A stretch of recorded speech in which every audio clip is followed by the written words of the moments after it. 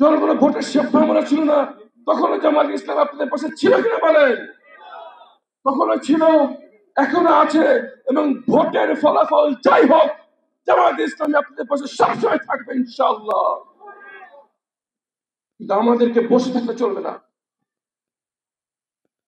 আমাদের সমাজে আমরা কি দেখি? আমাদের যুব সমাজ ধ্বংস হয়ে যাচ্ছে মাদকের কাছে। প্রকাশ্যে মাদক বিক্রি হচ্ছে, কিশোর গ্যাং চাঁদাবাজি করে আমাদের যান অতিষ্ঠ করে দিচ্ছে, দুর্নীতি করে আমাদের সরকারি অফিসে কাজ শিখতে গেলে আমাদের নাভিশ্বাস উঠে যাচ্ছে। সম্মানিত মুসলিম কেরাম, এই মাদক, এই সন্ত্রাসী, এই চাঁদাবাজি, এই দুর্নীতি কখনো হতে পারতো না যদি রাজনৈতিক ক্ষমতাধর ব্যক্তিরা এই কাজের পৃষ্ঠপোষকতা না করতেন। চাঁদাবাজদের সাহস শক্তি কিন্তু হাতের অস্ত্র না, তাদের সাহস শক্তির পিছনে এক বড় ভাই আছে, তার পিছনে আরেক বড় ভাই আছে, তার পিছনে এক পার্টি নেতা আছে, এরপরে কেন্দ্রীয় নেতা আছে। এটাই হচ্ছে তার শক্তির উৎস। আসুন আমরা সবাই মিলে ঘোষণা দেই, আর মাত্র 2টি মাস নির্বাচন আসছে, সেই নির্বাচনে এই চাঁদাবাজদের আশ্রয় প্রশ্রয় দানকারী রাজনৈতিক ক্ষমতাধরদের কোমর আমরা ভেঙে দেব ইনশাআল্লাহ। এবং এমন লোকদের নির্বাচিত করব যারা আপনাদেরকে সাথে নিয়ে চাঁদাবাজদের এই এলাকা থেকে বিতাড়িত করে দেবে ইনশাআল্লাহ। মাদক বিক্রি হয়, ধরতে গেলেই পুলিশের কাছে ফোন আসে অমুক নেতার কাছ থেকে, আমার লোক। কিশোর গ্যাং চাঁদাবাজি করে আমাদের না মেয়েদেরকে ভয় ভীতি দেখায়, উত্তক্ত করে। আর্মি তাদের ধরতে গেলে আর্মির কমান্ডার কাছে ফোন আসে, ও আমার লোক। এইরকম নেতা আমরা চাই না। আমরা চাই যে আল্লাহকে ছাড়া কাউকে ভয় করে না, কোন দুর্বৃত্ত, কোন ক্রিমিনাল, কোন লম্পট, কোন শয়তানকে আশ্রয় প্রশ্রয় দেবে না, এমন নেতা আমরা চাই। ঠিক কি বলেন? আমার দিকে তাকাবেন না, আমার আশেপাশে দেখেন যেসব ভাইরা আপনাদের কাছে যায়, কোন ভাই কোনদিন আপনার কাছে 1 টাকা চাঁদা চেয়েছে দেখাতে পারবেন? কোন মেয়েকে উৎপত্তি করছে দেখাতে পারবেন? কোনদিন ঘুষ চাইছে দেখাতে পারবেন? ক্ষমতায় যাওয়ার আগেই যারা চাঁদাবাজি শুরু করে দিছে, ক্ষমতায় যাওয়ার নাম নাই, ইতিমধ্যে বাস স্ট্যান্ড দখল, টেম্পু স্ট্যান্ড দখল করে মানুষের যান অস্তগত করে দিয়েছে। যারা ক্ষমতায় যাওয়ার আগেই যা করছে, ক্ষমতায় যে সেটি তো বেশি করবে। ঠিক কিনা বলেন?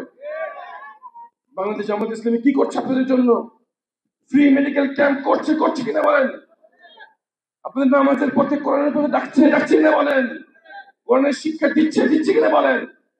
ইনশাআল্লাহ যদি আপনারা আপনাদের সমর্থন দাঁড়িয়ে পর্দার পিছনে দেন, ইনশাআল্লাহ এই সব কাজ রাষ্ট্রীয় ভাবে করা হবে ইনশাআল্লাহ। যদি দুর্নীতি না থাকে, যদি চুরি না থাকে, তাহলে খুব অল্পেই অনেক কাজ করা সম্ভব। ঢাকা ইউনিভার্সিটি তাকায় দেখেন, চেহারা বলতে গেছে ঢাকা ইউনিভার্সিটি। প্রকাশ্যে যেখানে মাদক বিক্রি হইতো, প্রকাশ্যে দেহ ব্যবসা হইতো, প্রকাশ্যে বেহাপনা হইতো, ছাত্ররা মাটিতে ঘুমাইতো, ছাড় পোকার কামড়ে ঘুমাইতো, এখন তাদের সকল চেহারা চোখের সামনে বলতে গেছে। ঠিক কিনা বলেন? আমাদের ছাত্ররা যদি দেখাতে পারে, তাহলে কি মূল সংগঠন পারবেন ইনশাআল্লাহ? ইনশাআল্লাহ। সম্মানিত ভাইয়ের আমার, আমাদের হাতে সময় খুব কম, মাত্র 2টা মাস। এই 2টি মাসের প্রতিটি মাস, প্রতিটি সপ্তাহ, প্রতিটি দিন, প্রতিটি ঘন্টা মহামূল্যবান।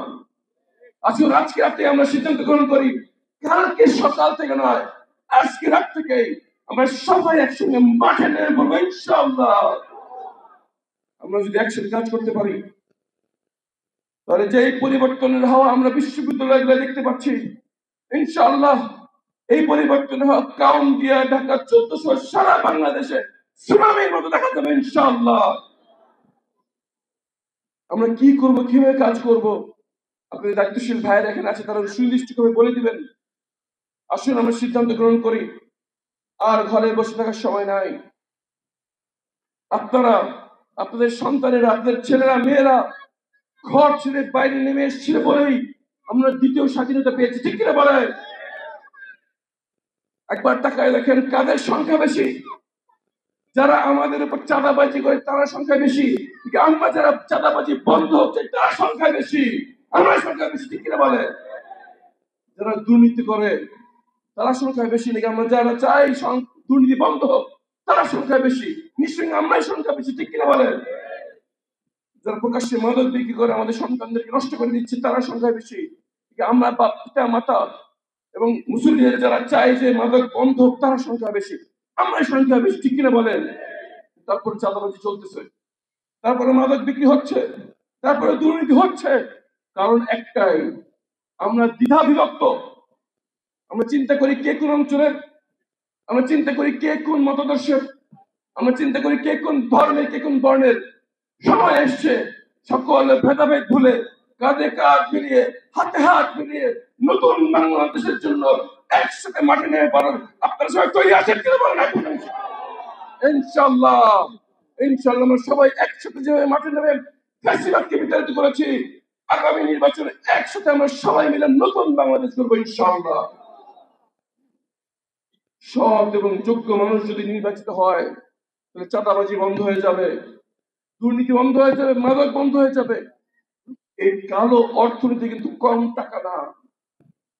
যারা এই কালো অর্থনীতির সুবিধাভোগী তারা এমনি মাঠ ছেড়ে দিয়ে বলেন ছাড়বে না, তারা সর্বাত্মক চেষ্টা করবে, তারা ভয় ভীতি দেখানোর চেষ্টা করবে। আমাদের বন্ধুদের ইতিমধ্যে এই কেমনদের বাড়িতে ভয় দেখানোর চেষ্টা করা হয়েছে, ঠিক কিনা বলেন?